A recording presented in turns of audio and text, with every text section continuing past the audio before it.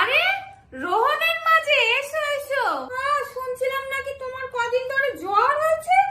হ্যাঁ, ওই কিছুদিন আগে একটু ঘুষঘুষে জ্বর মতন হয়েছিল। এই পাড়ায় শুনে তো তোমার আবার খোঁজ নিতে এলাম গো। বাবা, তুমি যে আমার খোঁজ নিতে এসছো তাই ভালো। বসো বসো।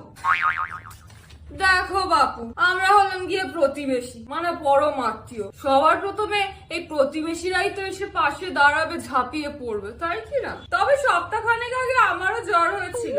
তুমি কেন? এবার আর কেউই আমাকে একবারের জন্য দেখতেও যায়। জানি না তোমার জ্বর হয়েছে। আমার বাড়ি তো নদী পার করে যেতে হয়, আর আমার গায়ে তো কাঁটা আছে, গেলে ফুটবে কি না? দেখলাম তো ভাই ফোটার সময় তোমার ভাইরা সব এসেছিল ফোটা নিতে। তোমার বাপু কপাল আছে, আমার তো আর সে কপালটি নেই। আমি যদি এখন আমার বাপের বাড়িতে যাই না,